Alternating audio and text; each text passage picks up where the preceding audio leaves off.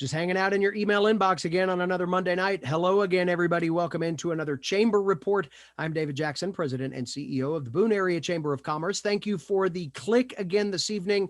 We are going to go over some of the finer points of the latest executive order to come out of Raleigh. Governor Roy Cooper earlier today issuing executive order number 180, and that has to do with some changes to the mask mandate. We want to make sure you are aware of what those changes are, how they impact your business, what changes were not made to that order as well, and things that are still very much in place and have not changed in the last several executive orders. So we'll review a few of those things as well as just make sure that we're all operating on the same page, customers, business owners alike, as we head into the holidays. So let's go ahead and jump right into the screen share here. We got a lot of information to share. Let's start first with the FAQ. This document is fantastic. The state puts these out with every executive order, takes the legalese out of the big document and drills this down into some language that we can all understand, right? So no whereases in this. This is just straight factual information about the executive order that was released. So first things first, let's talk about the time frame. November 25th, that's coming up a little bit later this week.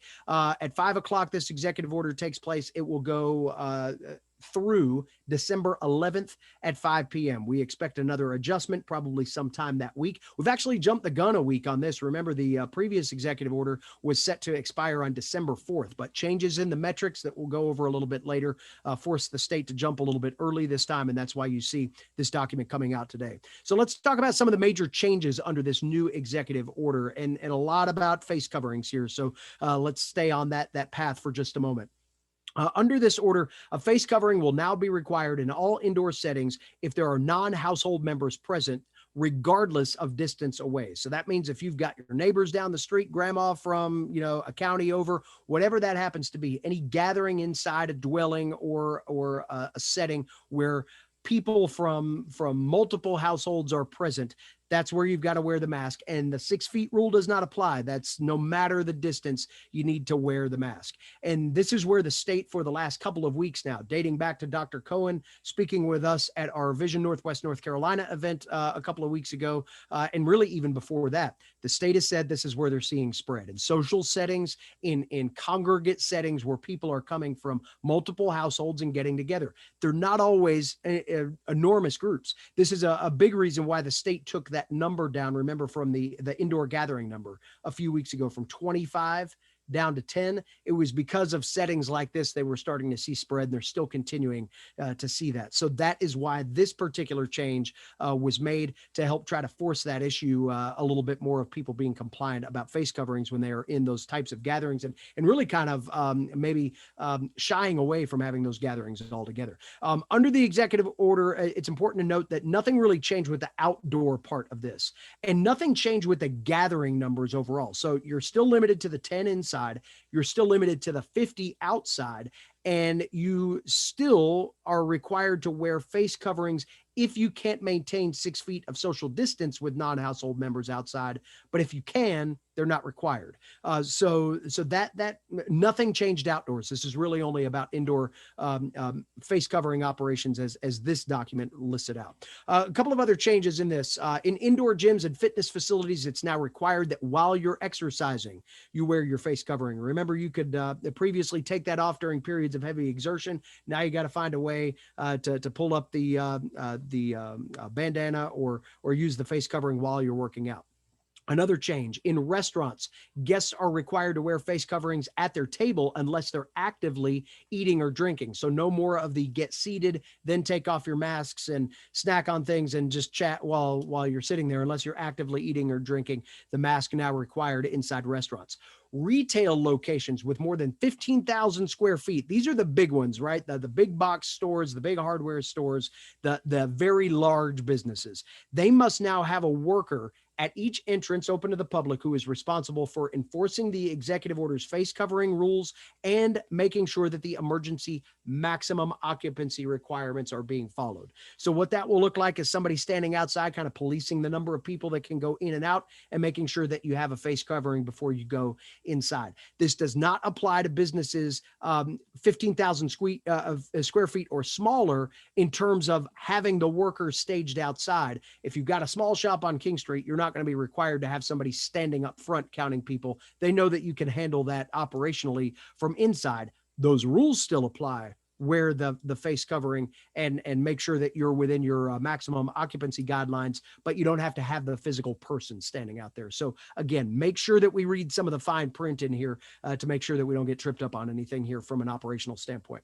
As it comes to public transportation, customers may be, again, I'll highlight this, may be denied entry if they refuse to wear a face covering on those public transportation systems. If you utilize Apple Cart, I highly suggest you go to their website, check out their COVID-19 protocols. They've done a great job of keeping their riders updated on information as to how it pertains to route adjustments and how you're expected to act on the buses in terms of a social distancing and safety compliance standpoint. So any changes that they decide to make, they will post them there. What this line here does is give public transportation authorities the right to deny entry if somebody refuses to wear a face covering. Going over some of the other changes here in Executive Order 180, the order's face covering requirements now enforceable by law against individuals. And that is a little bit of a change here too. Previously, it's been that if you have that chronic offender of somebody that comes into your business routinely not wearing a face covering, and there is a law enforcement step-up procedure. Usually it starts with, especially here, starts with education first, then there may be a warning, then it kind of escalates from there. Well, that used to be just really against the business. It was really on the business's head if anybody act out of compliance. Well, they're still going to enforce that element against the business. So you're not completely off the hook there. But now they can go after individuals as well. If there is, again, a chronic appetite for not complying with the ordinance. The other important thing to keep in mind here too is about employees. And this is where law enforcement and Governor Cooper and Dr. Cohen talked about this both at length during their press conference today, is about staff and making it mandatory now that all staff of businesses have masks and that they're wearing them properly inside the business. And that is something that the business can still get dinged on up through the enforcement channels. So again, if you've got your staff masked up, many businesses, the vast majority of businesses here in our community do, and they're playing by these rules. For many of you, these operational changes probably not too different than how you've been operating. But if there are some businesses out there that haven't come around to that yet, the state's saying now that law enforcement has some additional tools to be able to use to fight against that non-compliance with the mandate. Another change in here ensures that testing occurs to the maximum extent possible. This order prohibits all prohibitions and restrictions that would prevent a business or organization from advertising or providing COVID-19 testing. Just really here, a 3-sentence paragraph to say we're making it more flexible for more people to be able to provide testing and not have to go through some extra hoops in terms of advertising or even providing those tests. And again, phase 3 of the executive order extended through December 11th. The part that I really like to make sure we highlight in these videos is what remains the same, what has not changed, and it's a lot. And again, usually how these videos come about is because we hear a lot of chatter out in the community of, hey, we heard an executive order came out and oh man, everything's different. Not a lot's different. Again, there are some nuances to the face coverings guidelines that many businesses have been implementing already. They're just written into the executive order now.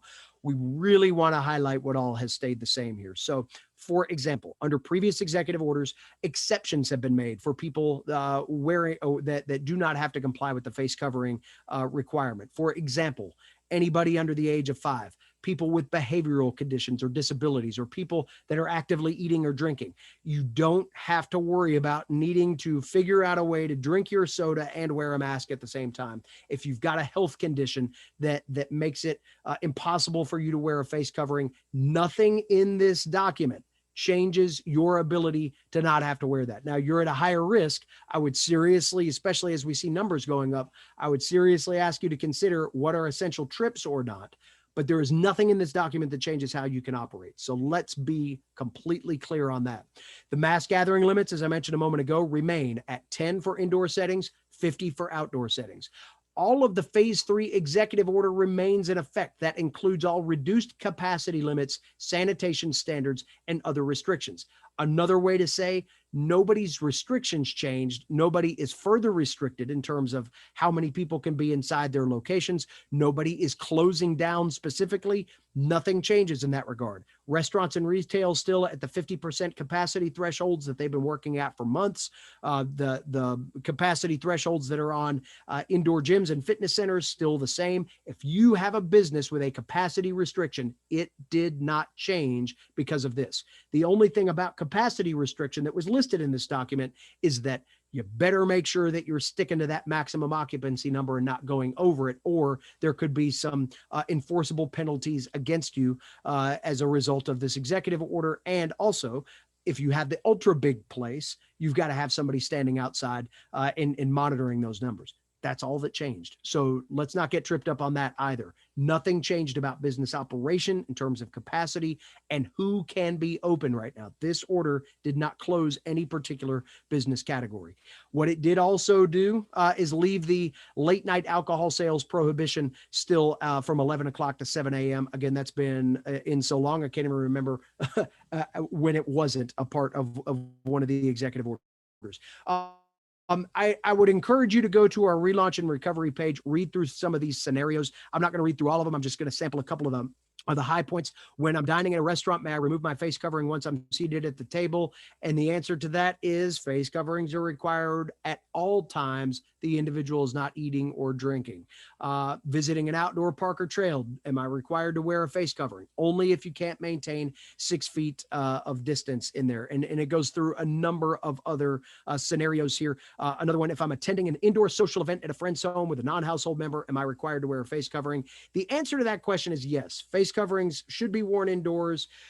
We all know that is going to be an incredibly hard thing to enforce, and that our local law enforcement are already incredibly busy, not only enforcing other mandates within other executive orders, but doing the job of the police and sheriff's department and other law enforcement agencies. Nobody is coming knocking on people's doors doing compliance checks to see if everybody is inside. What these inside doing the right thing, right? We all know that that is a ridiculous notion to even consider.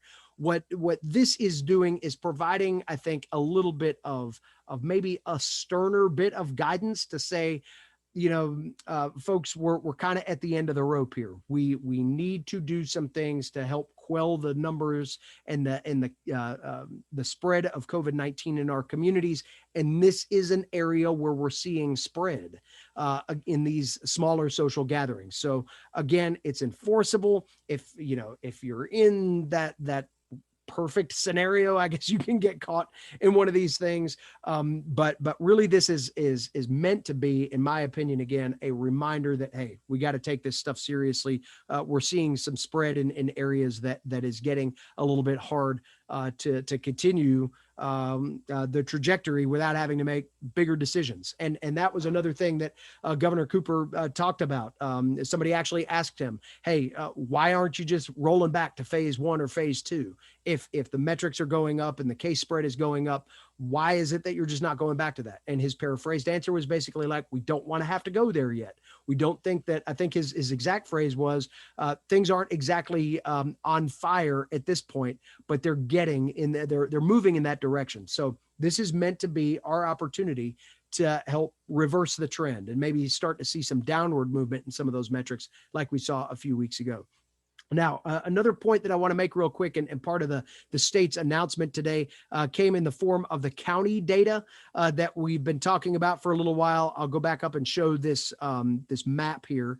If you bear with me for a second, there is a new report on the county alert system that was released very quickly from the previous one. Remember, last week they said, we're going to update these every 4 weeks. It was a little bit longer than 4 days before they made this update, but they did so because case numbers jumped so drastically over the weekend. We saw some record highs on consecutive days over the weekend. As a matter of fact, as you look at the numbers now, there are 20 red counties. That number doubled in less than a week. We see 42 orange counties, so more than half of the state, closing in on 2/3 of the state, is at an elevated clip on these significant, substantial, or critical levels. Watauga County still listed in here as a yellow. You see Ashe County at the orange, Avery County at the red, Wilkes County in red. We're going to talk a little bit more about what all of that means. And the state gave a graph or a graphic today that really better explains this than we were able to last week. And that's the COVID-19 County Alert System metrics. These are the three things that they are judging everything on. So case rate, number of new cases in 14 days per 100,000 people, percent positive, which is percent of tests that are positive over a 14-day period. This hospital impact number is much better spelled out than it was last week. And that is a composite score based on these things: percent of COVID-19 hospitalizations, COVID-19 related visits to the emergency department, staffed open hospital beds, and critical staffing shortages over 14 days. Please pay attention to these last 2 points right here. That was where a lot of the discussion went today about the hospital impact numbers in counties that may have been orange and turned red, or may have been yellow and turned orange. That was where a lot of that rub has come here, because those staffing issues continue to worsen. And a lot of that is due to burnout. A lot of that is, you're seeing workers contract COVID now, and a lot of different settings. There are systems here in our immediate area that have had to hire outside personnel to help supplement staff that's already in place. And those numbers, you can only work people so long. And you can see operationally, those of you that have had businesses that have been interrupted by COVID, you understand that you lose a few employees. It gets hard to operate your particular business. You may have to close for a day just to get your staffing straight, right? And the health department's provided a lot of guidance like that for businesses. Think about this in the setting of a healthcare system, and think about all the other people that are in the facility that aren't dealing with COVID. Elective surgeries are still allowable. You're seeing hospital systems do a lot less of them right now because of staffing. They need that staff in other areas, and they leaned on this point heavily here today in talking about the hospital impact. So let's take a look at those color-coded numbers, and then we'll jump back to the map real quick as we close down. Red means critical community spread, and there's some metrics there I'll show you in a second. Orange is substantial community spread. Yellow, significant community spread. So let's go back to the map, and we'll see again where some of those yellows are. Not too many of them on the western side of the state until you get down south and west of Asheville, really. But Watauga County still in the yellow. You see the more prevalence in red counties here in the area west of the Triad. And as they shared again today and shared Thursday, this has a lot to do with that hospital number that we were just talking about and staffing concerns in some of these counties. So let's go down here real quick and show you what the differences is. There are a percent positive, especially greater than 10% for the critical red counties, 8 to 10% in the substantial counties. Remember, you have to meet this condition first, the case rate.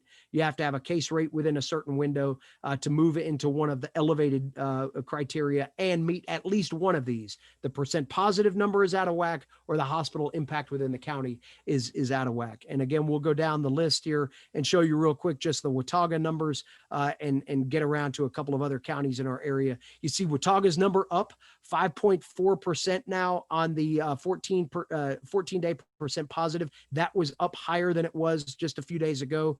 An average or the 14-day case rate, 361, still a low impact.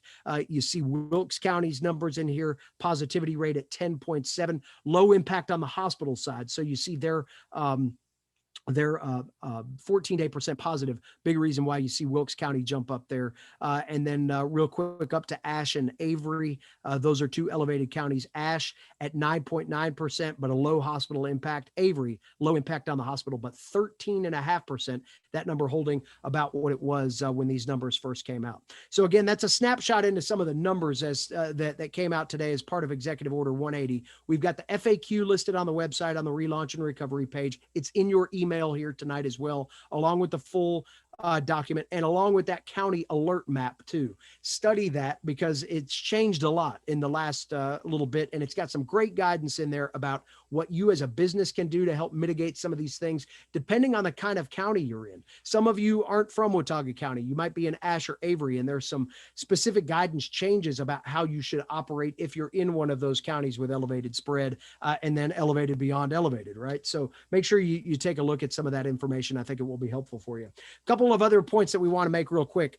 In the governor's announcement today, you heard about a question in there about people wondering how they need to report businesses that may not be in compliance with some of these orders. And that is certainly a difficult line for a lot of people to walk. But there is a procedure that the governor talked about today that I want to bring a little bit of local, I guess, conversation around. And he said, if there's a business that you see that is completely non-compliant or has been chronically non-compliant, and you want to report them at how to do that. And he said, contact your local health department. Well, we contacted our local health department to see exactly how they wanted that to be handled. And they have been communicating with businesses. If you are a business owner and somebody lodges a complaint against you and it comes to the health department, you will likely receive a phone call or a letter from the health department just saying, hey, we heard something, make sure you're in compliance. If they receive more than one complaint, there are additional steps that they will take in terms of contacting you to talk proactively about how they might be able to help you figure out where the issue might lie. Might be something that you're doing that you're just not aware that you're out of compliance with, or it might be something a little bit more egregious.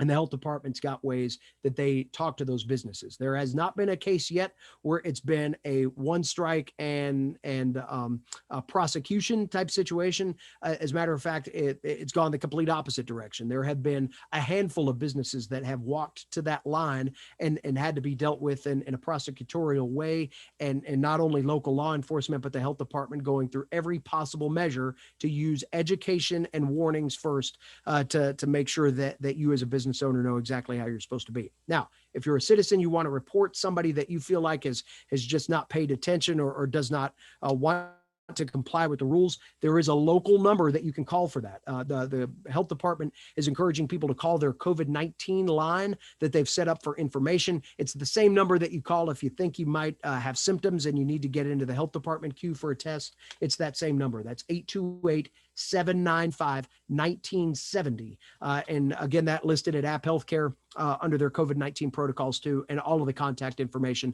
They also encourage you to email them too. If you're not wanting to get on the phone and maybe air your grievances that way, you can email them and let them know about that situation, and they will be happy to investigate it. But again, they're not coming with the hammer. They're coming with questions first. And talking with Jennifer Green earlier today, she wanted me to reiterate that the health department wants to be here as a resource for our business community. If you've got questions about anything operationally, staffing wise, how you should respond to a COVID positive or somebody that's been contact traced and how that might impact the rest of your operation, call them. They are happy to talk through those situations and give you some guidance and understanding as to who needs to be contact traced and how that works. Remember too, that there are some funding elements out there for you as a business owner to help compensate that person while they're out on a required quarantine or isolation. So you can compensate the person, but get reimbursed by the government. We've talked about that before. We'll be happy to step through that process if you want to know more about that.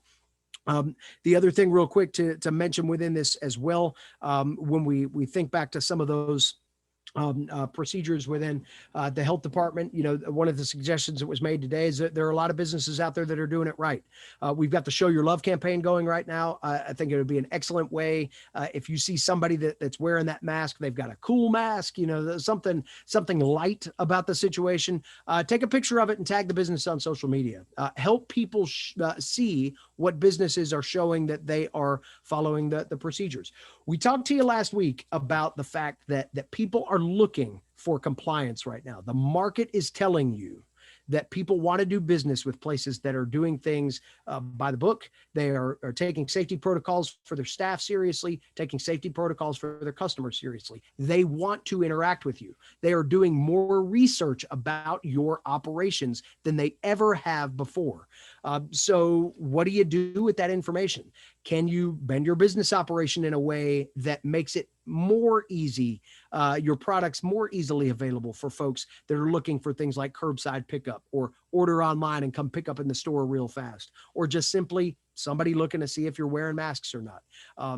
They are telling you what they want you to do so they can do business with you. So in the spirit of holiday sales being what they are and a big time for everybody, I think for those that listen to what the market's telling them, they're telling you right now, safety is a major concern for people as they come into the holidays. And I'll be honest with you too.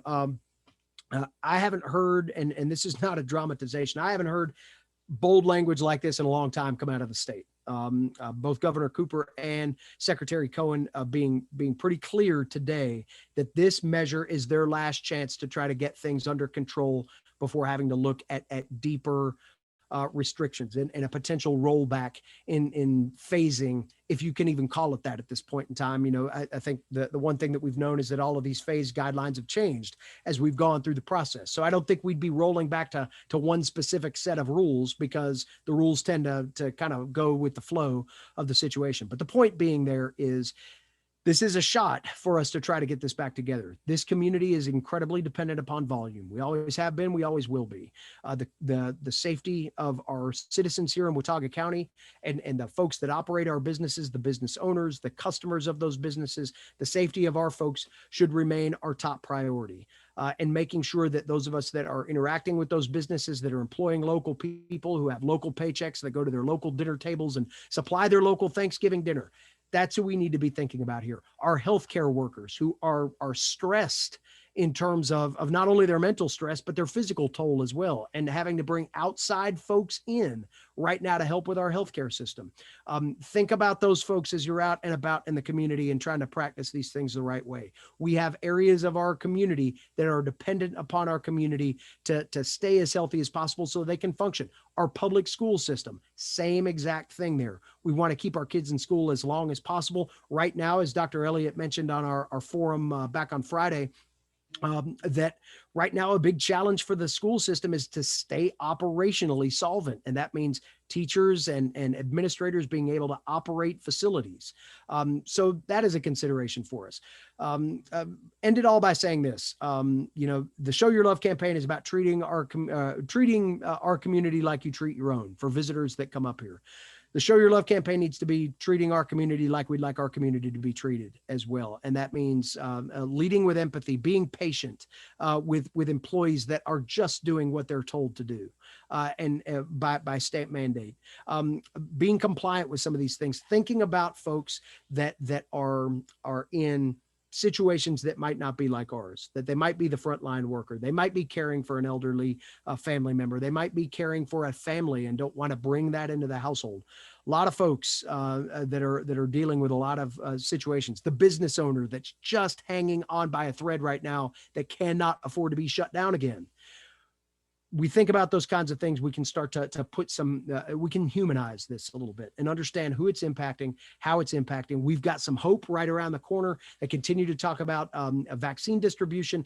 Jennifer Green outlined some of the details about North Carolina's vaccine distribution in the Keep Boone Healthy video that we did with her and Dr. Elliott and Dr. Scott Sinclair back on Friday. I'd urge you to go back and watch that because it kind of steps out how this is going to work. And we're just a few months away from finally being to a point where we can start to see some positive progress here. We just got to get through these next few months. We got Choosing Cut going on right now. Ski season's going to open up probably next week with the weather turning cold, and we're going to see those resorts open. We've got people coming into our community, and we are urging them through a lot of money that's being invested in the Show Your Love campaign right now, urging them to treat our community like they would treat their own, keep our community safe, but we've got to do the job too. Hopefully this video tonight steps out some of those guidelines, helps you know what's true, what's not true, how you need to operate. And as always, if you've got any questions about any of this, please contact us at the Chamber. We're here for you. We want to help you get